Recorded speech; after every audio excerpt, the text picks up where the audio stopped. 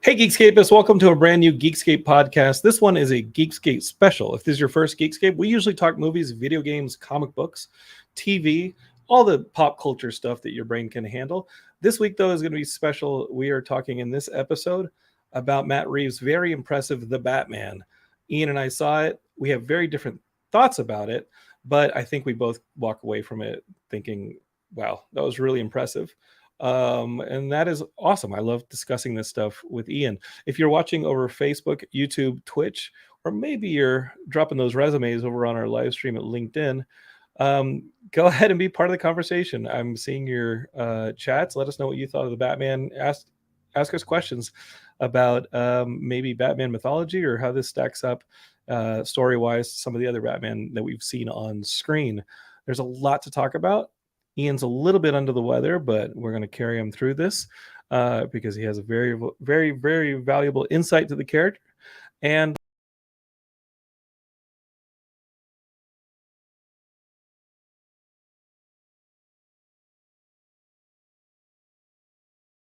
I hit one button and I disappeared. Did you catch that? Man, the wonders of live streaming. All right, no more. That was the Riddler's fault. Okay, live streamers, let's get this thing going, Geekscapists.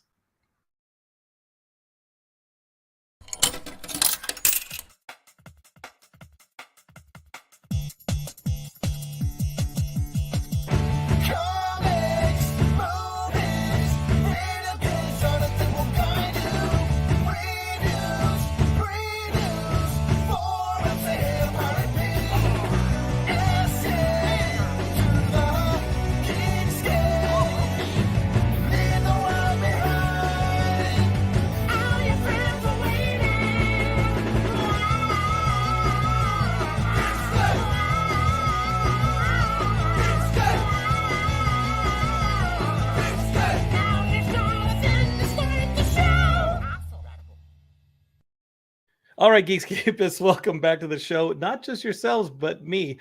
I hit one button, I think, on StreamYard, and it was like, oh, you want to leave the studio? Here we go. Kick out of the studio. So maybe the Riddler's taking control of the StreamYard studio if you're watching live.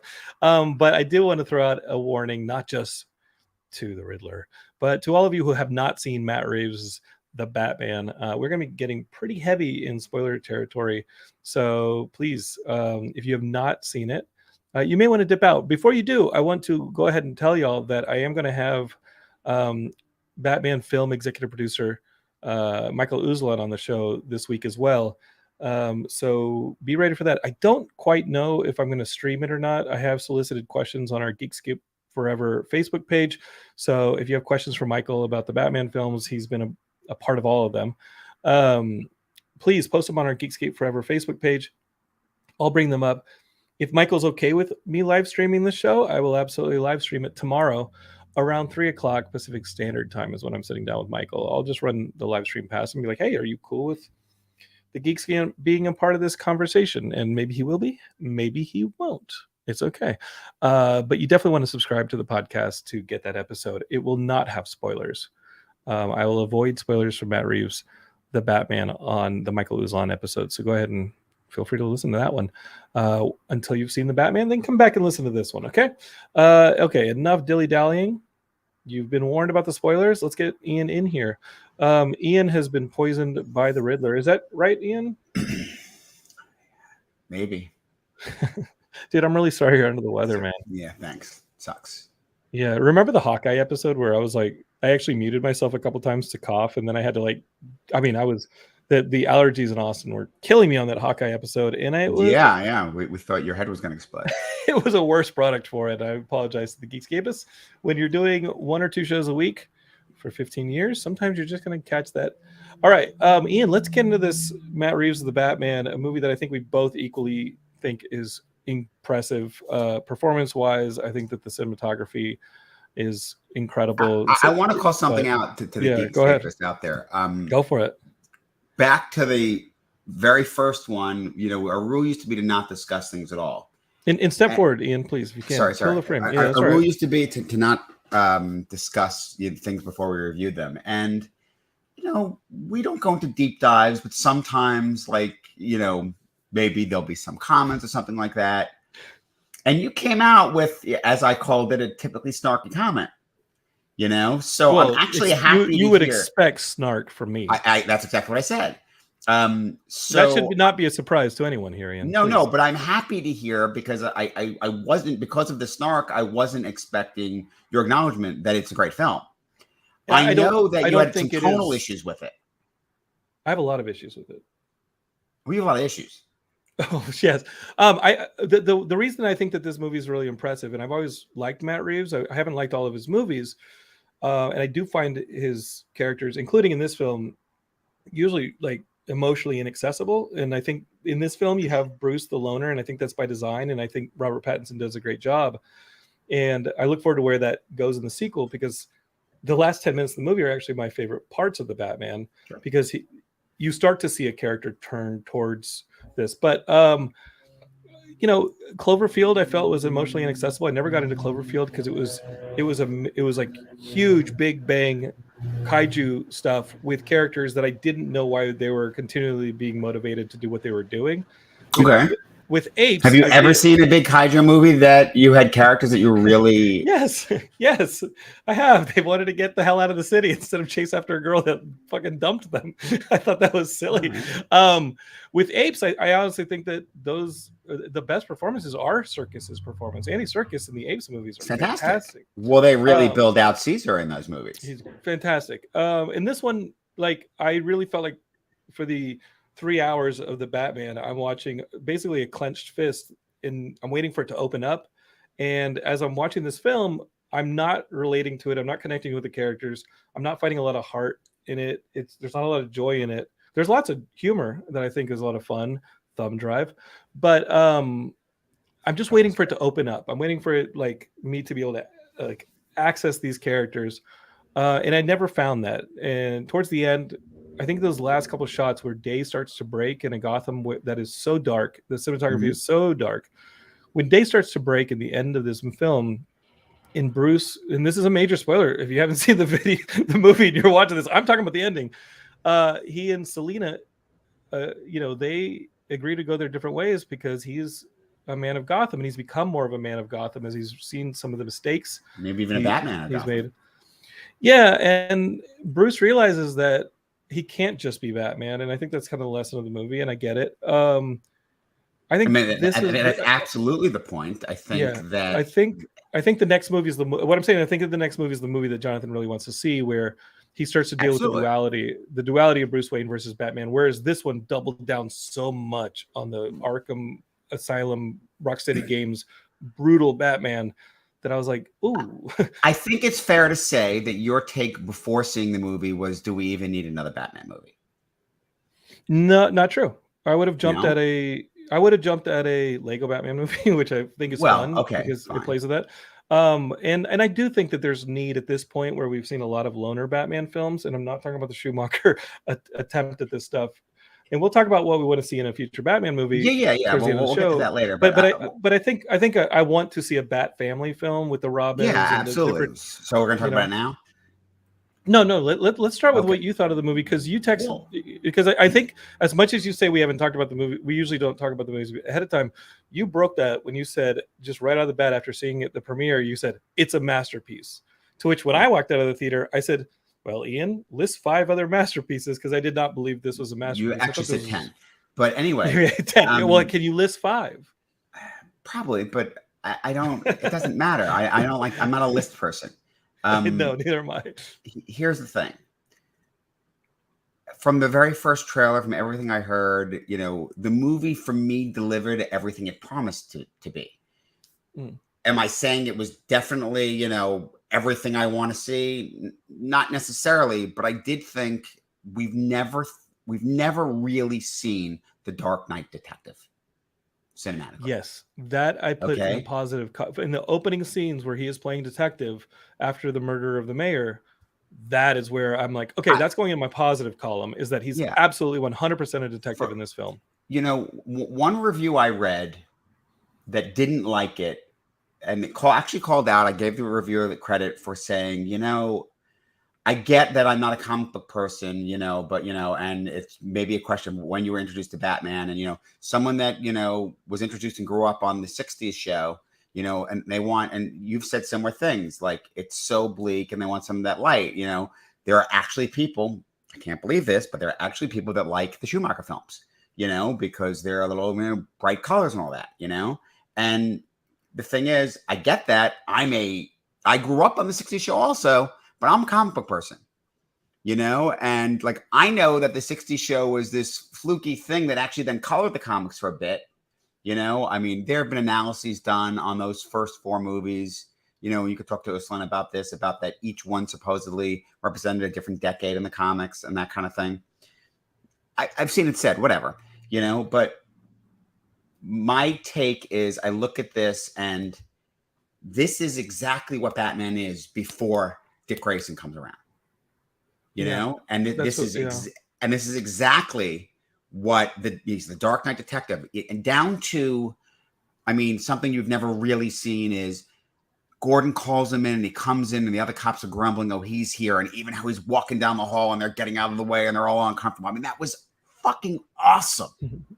I mean, even the scene, you know, at the jail and him busting out with that was, I mean, it was fucking great.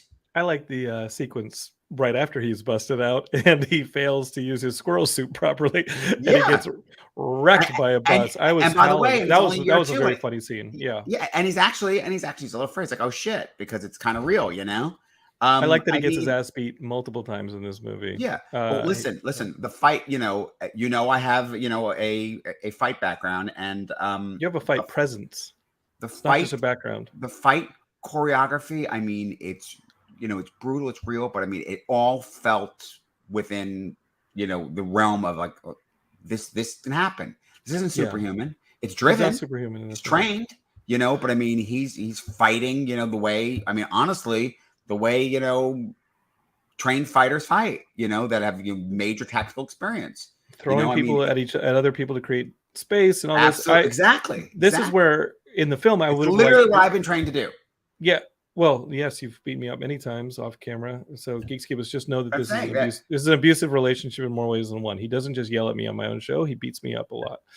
I'm training Garrett to be my ward and he's going to defend me. Ian, that's where I kind of wanted the cinematography to have a little bit more color palette and range so that I could see a lot of this stuff happening, like the Bats and the Furious chase scene. Yeah. I wanted to be able to see a wider spectrum of tones and colors used in this film. It is very narrow in its delivery, and if you don't like the taste of those first 10 minutes or that first hour, whereas Jonathan's waiting for hour 2 to you do know that the colors of the film is a close personal friend of mine, right? Yes, and what they were asked to do, they did very well, but there's not a lot of range to it, and it doesn't really open up throughout the film, other than those last 10 minutes that we talked about, really promising that in future installments, Bruce will make major strides as a character, because this one stays very close. This one stays very narrow and writes a very narrow line. And by the way, and you're exactly right. This was meant to stay. I think it's showing who he is and what he's about, and that color palette is exactly about that. And at the end, it opens up. Dave Cole, who colored it, actually just. Did I send you this the post? Maybe I didn't send you. I'll send it to you. Send me things I've already sent Dolby, you. He's doing an interview. Dolby's asking to do an interview discussing the color choices in the movie. He also colored Dune. So yes, who's shot by the same cinematographer. And whereas Dune had that massive palette to it and had the darks and the lights, so you can't really avoid that with the deserts and things like that. I felt like this movie did not show the range that I was like, wow, Dune shows so much scope in the range. This one has an intimacy to the shadows and the darkness that after an hour, I wanted some changes. And I wanted to see Bruce develop. I wanted to see more Bruce, actually. Well, that's just it. Yeah. The idea here is Bruce Wayne in this movie doesn't exist. And I mean, and what I like so much about that is, you know, anyone that reads the comics, you know, everyone always says that Bruce Wayne is the mask for Batman and Superman is the mask for Clark Kent, right? Like it's always been the thing. Like Superman, he really is Clark Kent, and you know, Batman's attitude is Bruce Wayne's an identity. I have it, and he has, you know, stuff in place that if he ever has to, he'll lose that identity and take a different one. You know, so I like the idea that here we are in year 2, and that, you know, he came out. initially the first year we didn't need to see it because all it was just being Batman and brutal, and it's not working. And so let's get into the bigger picture of the movie. The idea, ultimately, enough people are talking about social change throughout the movie. Alfred, mayoral candidate, the mayor, saying that, Selena, you can do more as Bruce Wayne. You're a fucking billionaire. There's social programs. And he's not interested and this is what I like about that, because to me, it resonates as true that the guy that devoted his whole life to punishing criminals, to vengeance, would not be thinking about social, justice and that kind of thing and what he can do with the money. I buy that. I get that. And I like that, the idea that the movie has to open his eyes to it. And ultimately, between just people saying it and then realizing, and he has a responsibility. And I'm sure you don't watch Billions, do you? I don't, but I'm about to say a scene from the film that really resonated with me. That showed that span, because there, you know what? There's a responsibility. He has billions of dollars, and by not overlooking it, they're able to use this fund to do horrible things and all this corruption. It's Geekscape is the plot of the movie. His name is on this fund, and that his father has developed the fund, and in being absent as Bruce, he's let this fund go to people like Falcone in the corrupt police force who are using it for all sorts of stuff. And he's been kind of an absent-minded homekeeper. I believe he's organized crime. He's been absent, not absent-minded, right? Yeah. And whereas he thought that the mayor was doing a good job and that the police were doing a good job and all these people were doing a good job, everyone's the Riddler kind of wakes him up to the fact that, no, these people are all dirty. We're on the same side, Batman. Like, you need to wake up to all this.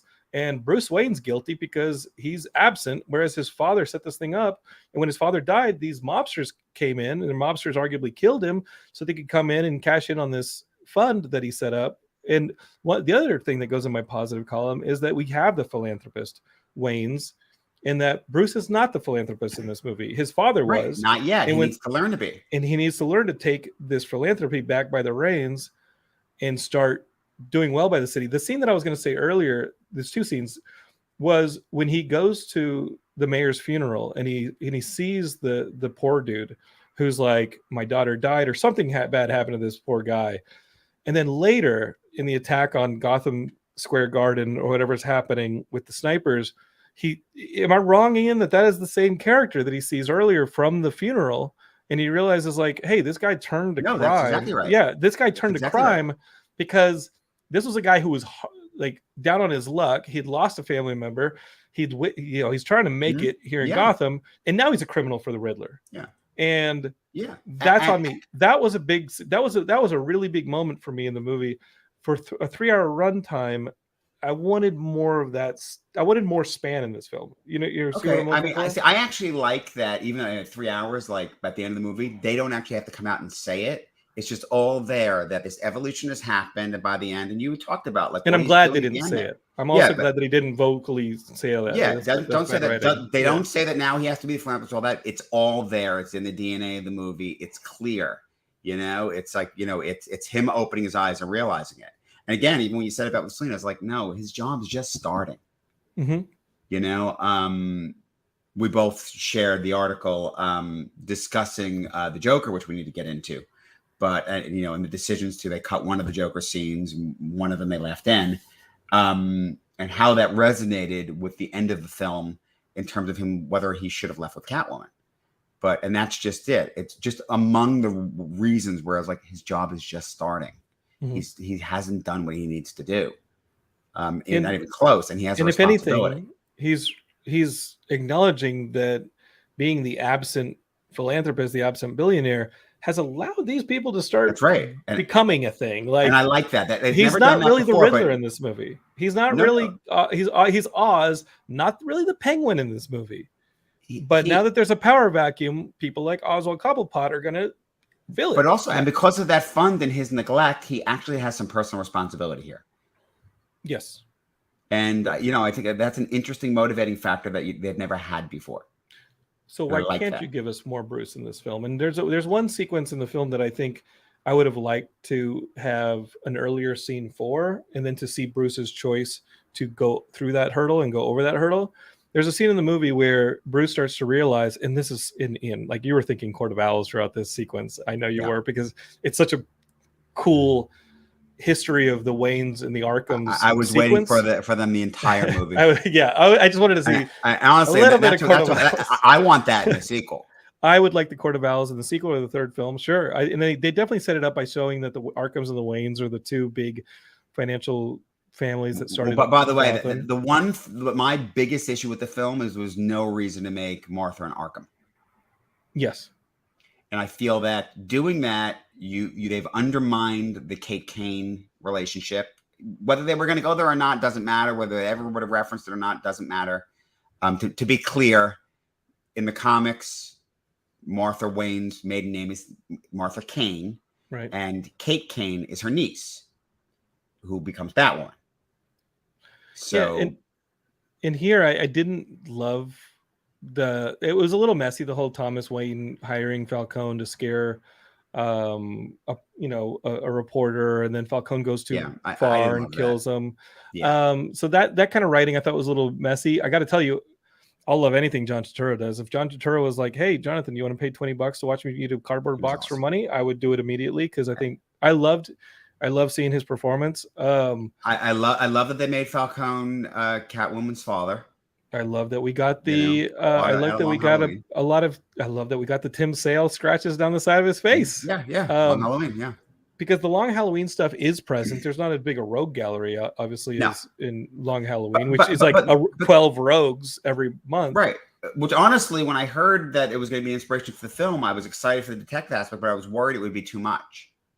It's a lot of packing in. Well, you know what? This film felt very long to me, and they could have put more in it. It's very plot heavy to me. Like, it's very much a plot heavy detective story, A to B to C to D, follow the clues. But I don't think that's what a true detective story should be. Right, but I feel like some of that came at the expense. Some of the brooding is like, well, don't put as much brooding in this and just give us character. Give us character choices instead of characters sitting there. And so one example I give is Wayne Manor, Wayne Manor is insane in this movie. It's something that there's no way it makes code. Right, it gets just crazy and dark. But later in the film, when as I'm saying, he was starting to get into the mystery of his father and this philanthropy and his father's history, he has to access this room that is very dramatic. It's a room in Wayne Manor that has chains around the door, and he probably hasn't been in this room since he was a child. And the pain of his father's death. That's the point. He's chained it to keep people out because he wants to preserve it. He pushes into this room, and when he does, as viewers, we'd never seen this room before. I would have loved to have seen Bruce ponder that room, but to pass that room and understand, like, I'm not like whatever is inside of me is not ready to go into that room. Whatever is in that room that I haven't seen in X number of years, I'm not ready for that. And then to see Bruce make that step to enter that room, which has huge symbolic significance, I think is that some of those character choices I wish this film had been populated with a bit more, to see, okay, Bruce was A at certain points of the film. He has now made the decisions to become B in multiple facets. And I feel like there were only a few facets, whereas that personal thing of opening this door that was very hard for me to ever enter and has been sealed off, and obviously represents my internal sealing off, is important. Having just that imagery of the door earlier would have been nice. And I think that they spend a lot of that real estate on style, brooding, and spectacle. There's a lot of beautiful spectacle in this film, and a lot of these action set pieces. Alfred is the relationship that ideally gives us some of that heart to Bruce. There were parts where I felt like Alfred was there just to tell the audience, hey, don't expect a whole lot of Bruce Wayne in this movie. I'm going to tell like Batman, like, hey, can you do a little less Batman, a little bit more Bruce? And then we're just basically telling the audience, don't expect a lot of Bruce. I feel the scene in the hospital definitively shows that Bruce Wayne is there and that he has feelings. I mean, he's a dick to Alfred earlier. And, I literally had a moment, and it was ridiculous to even conceive of it. But I had a moment after that scene where I was like, they're not doing a Spider-Man and then he's going to die. Yeah, they can't kill Alfred. Yeah, exactly. In the first movie, sure. Well, I mean, but if it was true, if it was meant to be a standalone, they could have just done it. It's just a different, it's a directorial take. I never underestimate what weirdness Warner Brothers might do, you know? Or Marvel. Ben Urich ain't coming back to the Marvel universe. Yeah. Ben Urich's dead. I hate to tell you. Yeah. Daily Bugle's best reporter dead. Yeah. So the one thing that overshadowed that scene, and I agree that it was like a scene that was attempting to give Bruce a little bit more humanity, was the way that Alfred ended up in that hospital bed. This is a guy who spent an entire morning translating the codex from the Riddler's handwriting, and then when a package shows up with the Riddler's handwriting, this dude just opens it like it's like dude, you're watching this scene and you're like, wait, did he not just spend a morning literally trying to decipher the Riddler's codex with his handwriting, and now he gets this package that says to Batman? He opens it up and then surprisingly there's a bomb inside. Are you insane? Like, I mean, Alfred, my first thought, I was thinking, I was like, all right, you know, go to the Batcave, analyze the thing. I mean, something, you know. The writing did Alfred wrong in that sequence, and I feel like that was done to give Batman a kryptonite, because up to that point he's basically just this guy who will win every fight even though he's getting pounded on. He's impenetrable emotionally, and if not for this kind of clunky scene that was done for plot, not necessarily for story, you wouldn't have had that hospital scene. So when I got to the hospital scene, I was like, you gonna fucking lecture the guy on not recognizing handwriting? Because Alfred, you shouldn't be in this bed, dude. You're too smart a character at that point. And let's not do the thing that like some TV shows do to create plot by like assassinating their characters to do that. And I felt like they did Alfred wrong on that writing choice. Whereas like you said, let's find another way to put Alfred in that hospital bed, and also announce that the Riddler is putting its sights on Bruce as paying for the sins of his father. What did you think about the fact that Alfred wasn't the only staff? I mean, in the one sense, I went, you know, okay, you know, Wayne Manor, it's this massive thing. The idea that Alfred cleans it all himself. No, he's got some help. But the other side of it, I'm like, yeah. There's but the other side of it, I'm like, I mean, yeah. I mean, and I'm like, you know, and he's drawing the whole floor of the giant, you know, vestibule, whatever it was, or the overlook for his clues. I'm like, what the hell does she think this guy's doing? You know, like Master Bruce is crazy again. Like seriously, and I guess, I mean, of course he is, you know, because he's an Arkham, you know, and by the way, and I get that was the point, you know, the point is that mental illness runs in the family. Reeves is basically saying, yeah, he's fucking crazy. Okay, yeah. Obviously he's not a normal person. I would have liked to see but I didn't think he had to be an Arkham for them to do that. No, if they so Matt Reeves had that scene where when he starts to, and they didn't show too much of this worry that the cops in investigating the Riddler's kind of pointing out that Thomas Wayne had let this fund go to bad. Bruce starts to get a little concerned that, oh my God, this is going to come back to me, and they're going to realize I'm Batman. There wasn't as prevalent in the film as I think Matt Reeves intended when he had that Joker scene, the first Joker scene where this is what it was going to be, Geekscape, is he goes to Arkham where he had already locked up the Joker, and he wants to anniversary. It's like the anniversary of locking up the Joker, right, and the scene I had which they filmed. Clearly, to me, in year one, he dealt with the Joker and Red Hood, whatever, maybe not, but sure. Joker, and he put him in Arkham. And so what Matt Reeves shot, and we will probably see in a subsequent release of this film in a Blu-ray or maybe theatrically, he goes and he wants to understand the Joker so that he can understand the Riddler. But Matt Reeves, they took it out. It sounded like a very Hannibal Lecter-like scene. Yeah. Signs of the Lambs. Like go and ask the crazy person what the other crazy person, you know, is doing. And he removed it because the Riddler, the Joker scene that we do have, he has a pretty good reason in the Variety article that you sent me for having removed the scene. I think that anything that gives us a little bit more Bruce in this film would have helped. Would have really helped. Daniel in the comments said the Matt Reeves cut 5 hours. I'd watch it. I know you would. Andrea Hammond also said some really good stuff. She said, I think she says he's not a character who gets a happy ending. I don't think that's true. And I think that if you think that this character has to only be one thing, you're kind of disregarding a lot of 80 years of a character. I think this is a very dynamic character, and I think there's a lot of things to do with this character and do them successfully. I don't mean it has to be whip bam pow to be happy, right? I think that stuff can be done successfully, but I think once we started getting down this realistic road that Nolan put us on, how much further can we dig this and get more and more realistic, where the push and pull in this character shows that a lot of this stuff kind of starts to fall apart the further you dig.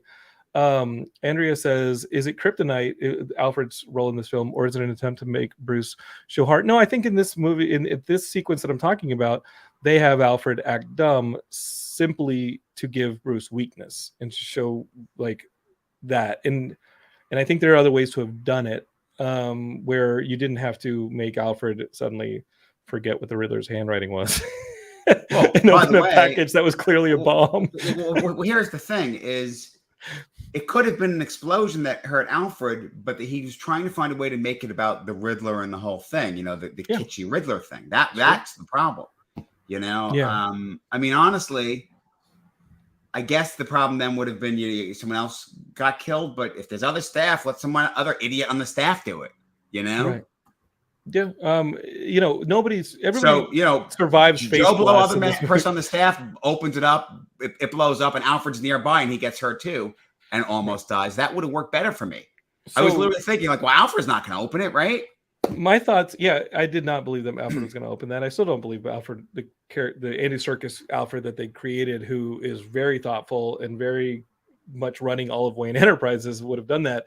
I think there was something in the fresh berries he offered to Bruce that makes you survive blasts to the face, because Bruce also survives an explosion to the face when the DA's head pops off and gets blown up. I'm like, everybody's just surviving blasts to the face from Wayne Manor. It is the fresh berries. I think so. And they missed a sponsorship opportunity on that one. Are you putting fresh berries in any of your workout regimens, Ian? Yeah, I try to eat some blueberries every day. Okay, that'll save you from an explosion to the face if the Riddler comes around. Let's see. Dan Big Yank says the Matt Reeves cut 5 hours. This felt like 5 hours for me. I think you loved it. I remember looking at my watch 2 hours in, going like, okay, just still going. I was like, yeah, this is interesting. I'm here for it. Mm-hmm. This seemed to exist very much. The fighting and the gangs and this stuff really, I loved that it was Long Halloween. I like the influence of Long Halloween. Again, I think the plot heavy stuff and story shallow stuff is what hurt me. The inaccessibility to some of the characters hurt me. That being said, the performances, we got to talk about how good they are and how Zoe Kravitz really is the highlight for this film. But everyone is fantastic in it. I think Colin Farrell, my good running buddy, Colin Farrell, I think is fantastic. I run past the guy twice, and I suddenly he's my running buddy. Yeah. His performance was awesome, and I can't stop hearing him say, "I don't want to see that." When they show him the evidence of one of Riddler's crimes, and it's gruesome, and he's like, get it out of me, and it was like tied up. I think that was hilarious. The Bats and the Furious chase sequence with the Batmobile is really technically impressive. It's really exhilarating. I love the Batmobile. Again, another example of why I would like for the cinematography to have been a little bit lighter, so we could have seen some of this really awesome stunt work from the driving team and seen some of the choreography a little bit better. But this is a movie that had a very specific look and a very specific palette, and the narrowness of it, again, for me, hurt sequences like that in the film where I'm like, ooh, I just would like to have seen a little bit more of the cat and mouse chase, the bat and mouse chase of what was happening down this freeway, so we really get a little bit more excitement out of this chase, and not lose. They did a really good job of choreographing the things and orienting things between trucks and knowing where the cars were at any one time, but that was one where I feel like we could have got a little bit more with a lighter cinematography on that. A lighter, not you know what I'm saying, just like some of the fight scenes, they don't just dissolve into like whack on black type of stuff, and we get it. But yeah, Colin Farrell's performance, again, we already said John Turturro, he's good in everything. I would have liked Robert Pattinson to have been able to do some more of that Bruce stuff, so he has more range, so he can do a little bit more of what we know Robert Pattinson can do really well. And that's the other thing, the lack of Bruce Wayne. You got so much Batman in this movie. Mm-hmm. He's mostly Batman. I mean, again, this is the reverse Dark Knight Rises. Yeah. And for me, I mean, I loved that. Mm-hmm. You know, for me, it was like some of the comics come to life in a way that I never dreamed. And, you know, I mean, as I said earlier, like it's the Dark Knight Detective, and it's more than that. I mean, But you it's never played the brooding, Arkham. it's shown up. Did you play the Arkham games? A little bit. What I was going to say earlier is that this feels very educated by the Arkham games, right down to the design of the games and the brutality of the fighting. And having played through multiple Arkham games, I really felt like this was so heavily influenced that I didn't get it. It didn't feel fresh to me. It felt very impressive to me on a film level. It felt very impressive to me on a performance level on everybody involved. But was it new? Well, not necessarily on a film screen. It was new. On a film screen, it feels new. Yes. So that's the interesting take. Is, I mean, this is adaptive work. So is it new? It's new cinematically. Obviously, it's not new. I've been reading Batman comics for 40-something years. You know, it's not new. It's finally, to me, the realization of what I've always wanted to see. Okay. As for whether or not it's a masterpiece, I mean, for me, it was evocative of the French Connection, of Chinatown, you know, I mean. But also you have the 90s thrillers like Seven. Yeah. That's sure. They're heavily influenced by Fincher. Sure. You know, I mean, to me, it's a great movie. I mean, when you start talking about things like, well, it's overly bleak and, you know, not enough levity in it, well, it's not a fucking Marvel movie. You know, and that's okay. But that doesn't mean it can't have heart. And I feel like there was part of this that did not I think there's plenty of heart in the movie. I think that the idea is that he's so closed off and he realizes he has to show a little more. And that's just it. Is it the little boy? Is it the mayor's son that I think absolutely shows some of those sequences? And I think that the journey is that now he's open to he comes across a Dick Grayson and he takes that kid in, you know, because he knows, you know, that, you know, when he sees that, you know, when he had that connection and he sees that sameness and that he's inclined to do more than just go out there beating people up. You know, he wants to bring a little boy into his home and seriously lean into that scarring and make him just as unhealthy as he is. That sounds like a bad idea. I guess it does. That sounds like a terrible idea. I mean, that's Batman and Robin, right? Yeah, but let's make sure that's not. I mean, if anything, the value of Robin, which I really hope Matt Reeves tackles, especially if he's like starting things this dark and this hopeless, is what I liked about the end of the movie is that emergence of hope and the emergence of him saving people. He is saving somebody in the first scene. He saves the person on the subway train, but this is, I think, helping the city, right? I mean, so much so in the stadium, like he's all about the stadium saving people. Sequence. What I like is that we all have the emergence of another superhero is Mayor Wolverine, who just miraculously starts healing from a sniper shot. Which I was like, wait a minute. Again, here's the thing: if Zack Snyder had done a tenth of the amount that he saves people in this movie in Justice League, Man of Steel. You know, Man of Steel. My God, you know, I mean, Man of Steel is where this not saving people is pretty apparent, and the saving people, especially there at the end with the stadium, those are parts where I was like, okay, I think I would like to see where this goes in the sequel. I think I want this to be my starting place for Batman. Well, and again, and that's the thing is that is the complete Batman, right? The complete Batman is some random stranger getting shot at. Batman takes the bullet. Okay.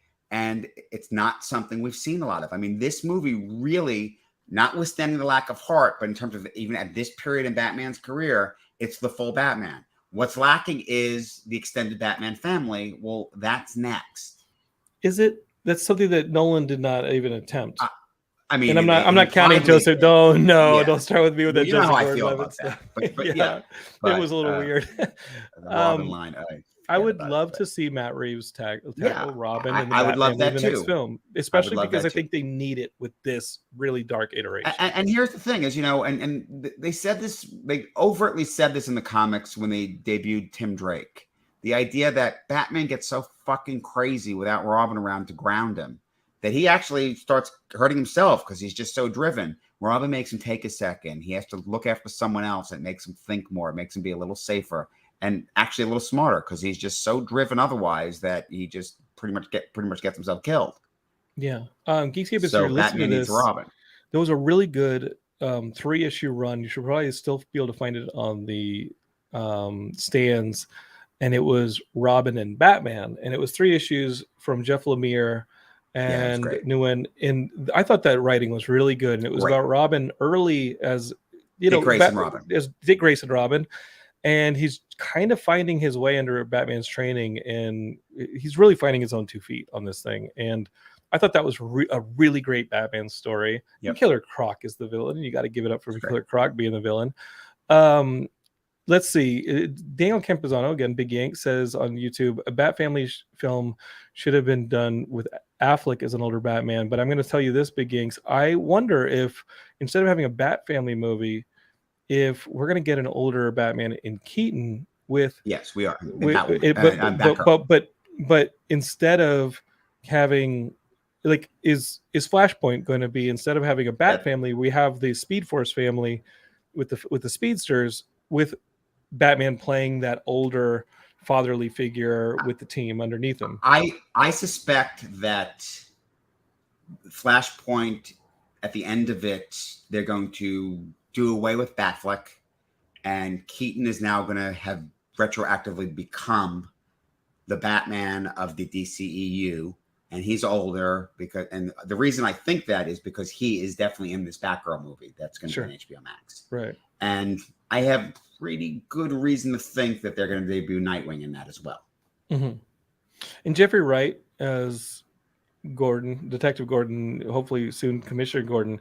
They have that Gotham PD show like they're developing for HBO Max, and he's going to probably be a part of that. We'll see if any minor rogues or major rogues end up in that show. I mean, after Peacemaker, HBO Max clearly is like, hey, this is a great place to start telling some of these stories. No. And they're also doing a Penguin show. I didn't know that.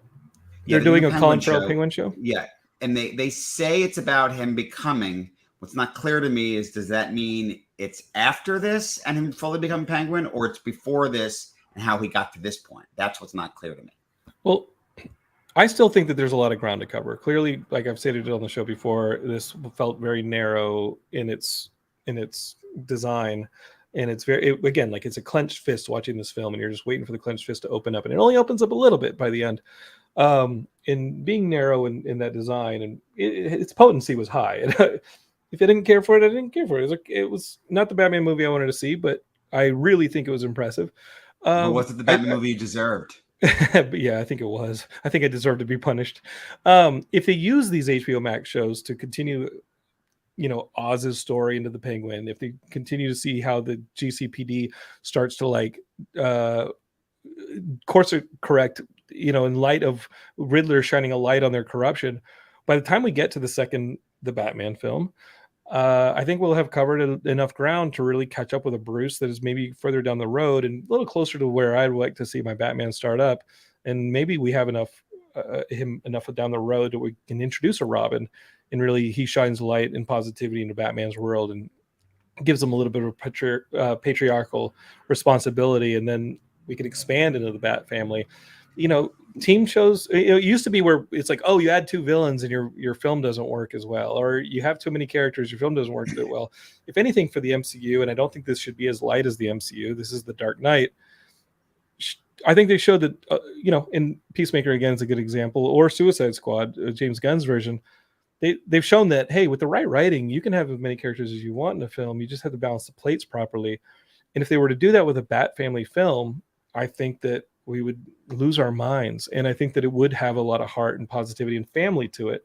Not maybe like Dominic Toretto's family, but seeing that in a Bat world, I think is the movie that we have yet to see. We have yet to see that Bat family. And that's something that I'd like for filmmakers to try and do, because it's hard, but I think everything from Marvel to James Gunn's work in the DC universe has shown that we can do this. We can build weird families and have them have a dark and positive and exciting and humorous shifts. Let's see. Big Yanks wants to know if Montoya is in GCPD. That'd be a cool place. You could introduce characters like The Question. Sure. You can introduce all sorts of stuff in that one. And he also says that he needs to read up on stuff. We mentioned that this movie was heavily influenced by the Long Halloween, and I love Tim Sale's artwork. I mean, it had more colors than this movie did, but this is definitely Matt Reeves' design. People are loving the score to this movie. I thought the score was cool. I thought it did the job. No, I thought it was great. But if you put a gun to my head, I don't know if I could hum the theme. Whereas I don't think I'll ever forget Danny Elfman's Batman theme. Fair. This one, I think it's impressive. It's clearly a good score, but people are really going over on the score. And I would love to see a heroic theme emerge. But you know what? Let's actually have Batman start being a hero that emerges, and I think maybe that thing will rise with him. Okay, Ian, we talked about Long Halloween, not so much Dark Victory, the other Tim Sale and Jeff Loeb book, but in Batman Zero Year, I think is an influence for some of this stuff. Sure. What else? Focused. Yeah, what else we got in this one that if somebody's watching the movie, it's like, I need a little bit more of that Bat story, they go to the comic book store. I'm saying there's definitely a bit of year one in there. Mm-hmm. You have that. Everyone seems to love to do that shot of him going up, the building with the center open and the multiple floors. That's you got to shoot your way up the middle. Yeah, if he ends up in if he ends up in like a normal stairwell with a narrow one, it ain't gonna happen. Not gonna work. He needs a circular stairwell. What else? What are some of the other things? I mean, I'm not reading Bat books as much. That Lemire run was one. There's a lot of good Bat books right now. The Night is really good. So, I like the main Batman book. Detectives actually been leaning heavily into the family lately because they had Batman leave Gotham for a bit, and the families have been having to deal with stuff, and that's been pretty good because they actually haven't been concentrating as much on the family in the regular Batman books. They've had some family stuff on the side, like the Batgirls book is good. It's literally Barbara with Stephanie and Cassandra, so I like that. The Nightwing book, by the way, is great. Who's writing that? Taylor. Okay. It's great. I've talked about what I'd like to see in future installments. We talked about the Court of Owls. I would like to see Bat and Family integrated in some way. And by the way, I would love to see the Court of Owls with the Talons, and it's honestly a really good way to bring Dick Grayson in.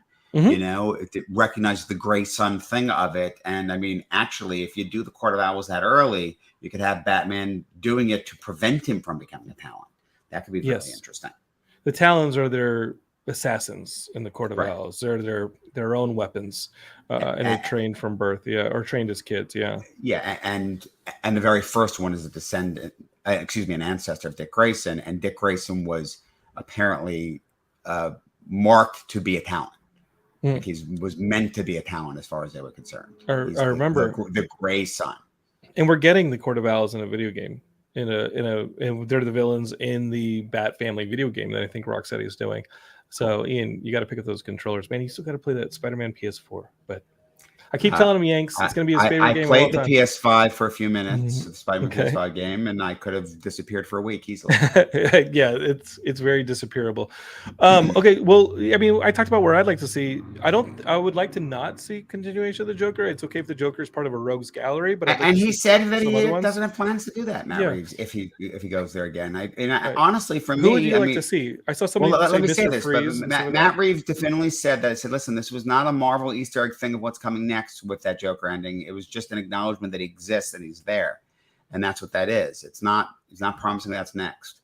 As I said, I love the idea of Court of Owls, Talon, bring Dick Grayson, and I think that would be awesome. I think that would really fit the tone of this movie and bring it forward, particularly the idea that Bruce Wayne coming into society and maybe even being recruited into the Court of Owls would be a really interesting thing to do within the universe that we see here.